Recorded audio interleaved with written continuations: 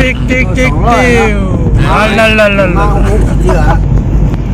นั่นเด็ดเลยนะตัวกลางน้าเนี่ยไม่ได้นะมาอยู่รักมาอยู่บนกลางมาส่งเจอแล้วนะ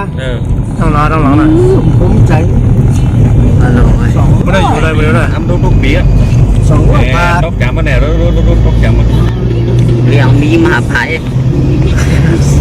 น้ำคนน้ำน้องเขาบอกว่ากินในบนน่ะหลักโดยคนนวลรับหมดเดียวหลักโดยคนนวลรับอะไรนั่นขี่ตายังขี่รถน้องนวลรับมันเซฟนี่ห้องมันน่ะมันเลยก็มีสองนะวะขี่การเลยนู่นน่ะเดี๋ยวการเลยทำหัวนะเดี๋ยวการเราทำหัวนั่นหลักโดยคนนวลรับนี่แล้วเอาผีมาฟังเนี่ยค่ะคนมาเขามีหนูแล้วนะเอาผีเขาก็มีเด้งอ่ะตัดเตียนฝ่ายซ้ายมาฟังไว้นั่นก็มียังข้าเด่นใครหันนั่งหน้าอ่ะพวกใครหันดีไทยบ้านผมใครหันดีไทยบ้านถึงเล่นพัวเนาะขี่ข้างเงาเนื้อน่ะหาตัวงาก็ได้แล้ว3 โมงยังเขาด่า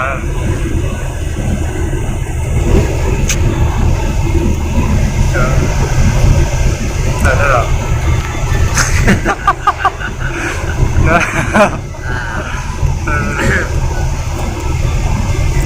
ก่อนต้องพยายามเปลี่ยนอ่ะ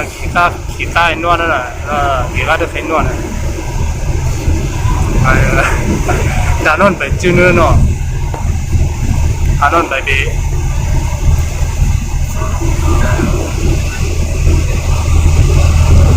ไว้หนาว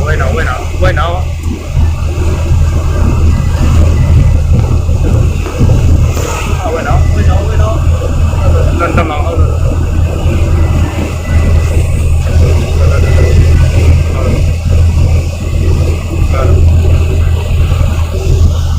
ใช่ต้องร้องเลยนะต้องเอาตัวหายตาเลยเราไปดูนะต้องร้องจะทำอะไรผมอะไรเดี๋ยวเราทำหัวมุดได้หรอขี้อะไรเดี๋ยวนี่นะแม่ก็เนี่ยดังหมดโดยคนนอนรับมัน2 คนนอนรับบ้านเขานอนรับ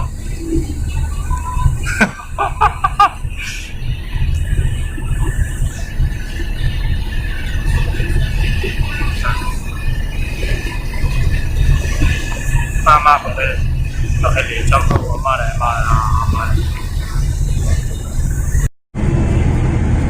เนี่ยพระพยานก็ทางมันหมดเลยอ่ะทางก็หมดเลยขนาดเอามาดีนะเลยมาได้ต้องอะไรมั่วนะขาวนาดีมาดีแล้วห้างมดเนี่ยทุกคนเชียงแสนเดี๋ยวกันแล้วรักไว้เส้นทางอันด้วยมือไกลเป็นตั้งน้าเดี๋ยวกันเส้นทางด้วยมือไกลตั้งน้าทำเด็กถึงที่เราได้มั่วไปด้วยกันเลยไปด้วย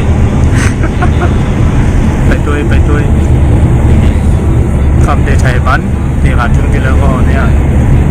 ผมไทยผมได้ฮันเอานะผมไทยก็เยี่ยวกันได้นะเนาะ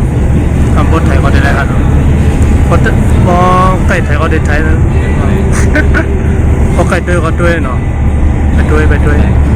ได้เราบอกแล้วนะผมไปหู้เนี่ยขาวนาดีๆขับบอกก็ได้ว่ากันนั่นนะบอกก็ได้ว่ากันนั่นนะเนี่ยเว้ยใครนอนหนาวต้องหลังเลยเนาะ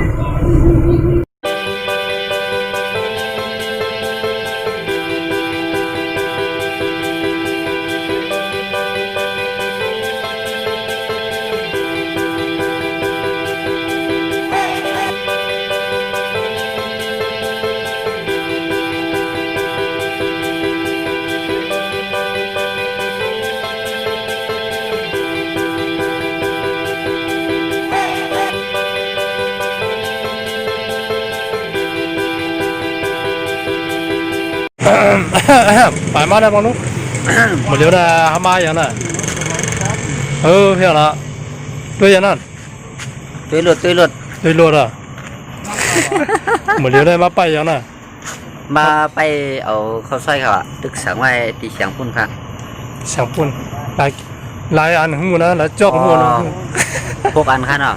สั่งไว้พวกอันค่ะ สั่งไว้พวกอันค่ะ ตั้งเก่งเสียนเขาเนาะตีแบบกิน100ได้เอาสั่งไว้ข้าวซอยตีซื้อกับทั้ง100กับกินค่ะตาเข้าไว้นะคะเนาะ เขาบ้านกินสองตาเนาะเขาบ้านสองตาเขาในสองตา เมื่อไกลกินเนาะค่ะเอาเข้าไหนเข้าบ้านค่ะก็ไม่ได้กินเข้าบ้านกินเข้าบ้านแทงนะคะ นี่เอาตู้ขอ หมดเดี๋ยวนะหมดเดี๋ยวก็เข้าไปเขาซอยนะเขาสั่งไว้นะครับเนาะดีไลน์จอกแหลมหัวนะ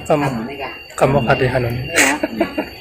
กำว่าเนาะกำมัดในจังหวัดเนี่ยก็ได้เป็นเดินกัน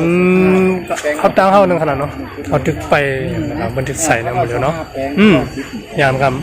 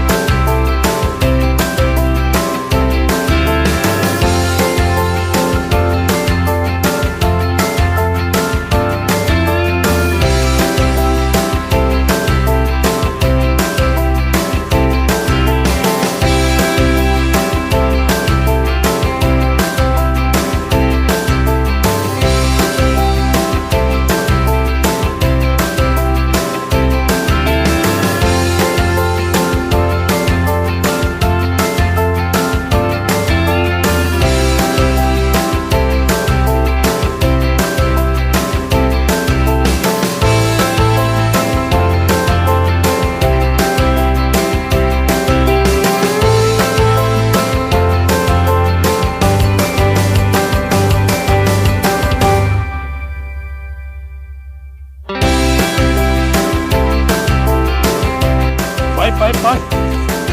อันเลิศเฮ้ยตะวันออก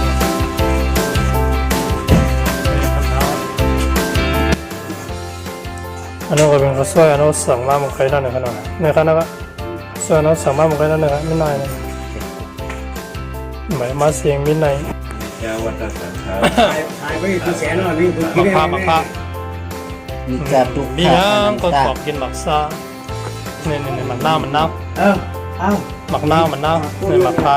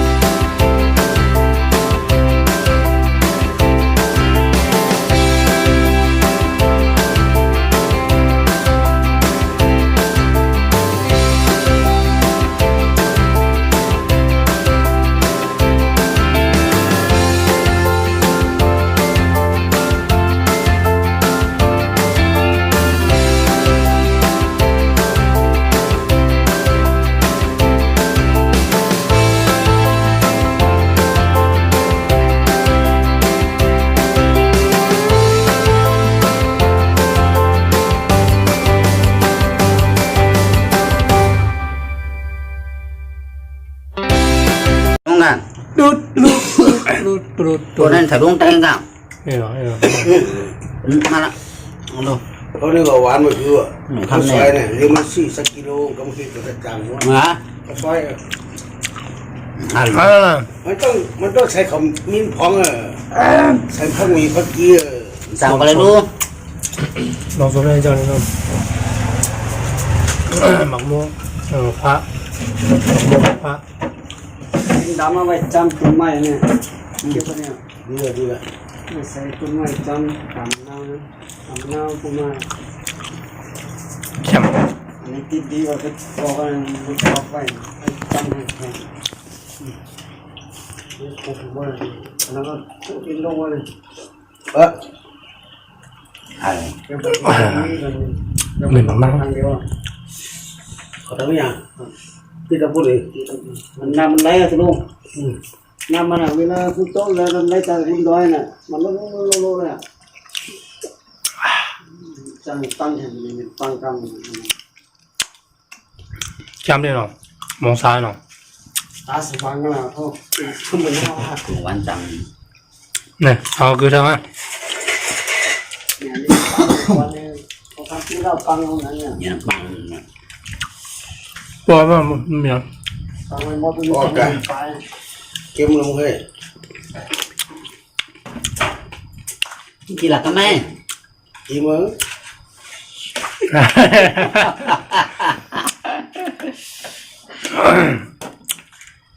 คำโป้เขา